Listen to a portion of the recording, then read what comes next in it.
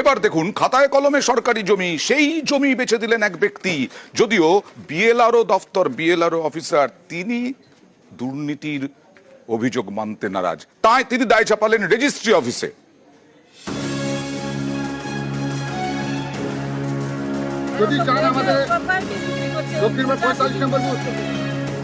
চাষের জমি, সরকারি রেকর্ড বলছে এই জমির মালিক রাজ্যের ভূমি ও ভূমি সংস্কার দপ্তর, কিন্তু সেটাই বিক্রি হয়েছে, রেজিস্ট্রিও হয়েছে। পূর্ব মেদিনীপুরের এগরায় সরকারি জমি নিয়ে দুর্নীতির অভিযোগ, স্থানীয়দের দাবি।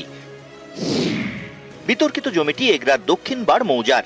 এখানকার 493 দাগের জমির পরিমাণ 1.05 একর।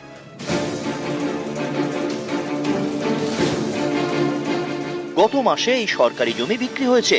এলাকারই কয়েকজন সেই জমি কিনেছেন। আমি তো মালিকের কাছ থেকে বাড়ি করার জন্য জায়গা কিনে নিলাম, রেজিস্ট্রি অফিসে গিয়েছিলাম, কাগজপত্র দিয়ে রেজিস্ট্রি হয়ে গেছে জায়গা। তারপরে আমি দখলে এলাম, এলিভেশন বের করে রেজিস্ট্রি হয়েছে। আর মালিক দখলে ছিল, দেখেও কিনেছি আমি। স্থানীয়দের একাংশের দাবি, কয়েকজন গ্রামবাসী এই জমিতে দীর্ঘদিন চাষ করছেন।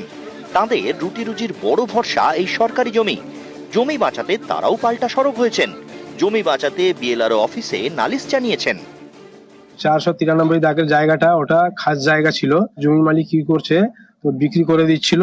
তো আমরা বেলারের কাছে আমরা পিটিশন দিলাম। বেলার অফিসার কি করলো না ওটা স্টক করে দিল, কি এখন কেউ নামতে পারবে না জমিনে, যখন পর্যন্ত রেকর্ড না হবে তখন পর্যন্ত কেউ নামতে পারবে না। কি গরিবের চাষিগুলোদের জন্য এটা একটা সুরক্ষা করে এটা ভালো করে দিই।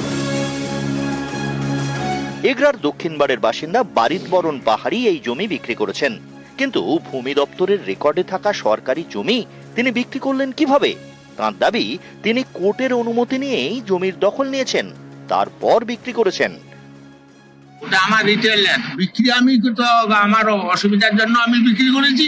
আর যারা নিয়েছে সাব রেজিস্ট্রার সাহেব তো দলিল করেছেন, নিশ্চয়ই জানেন। তাহলে হলে এই ভ্যালুয়েশন হলো কি করে?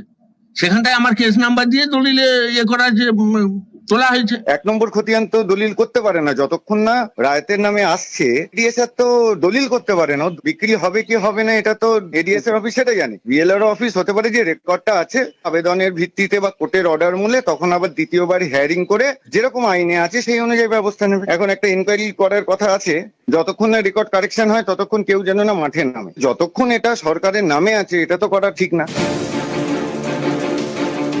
এগরা থেকে পঙ্কজ দাশরথী, নিউজ 18 বাংলা।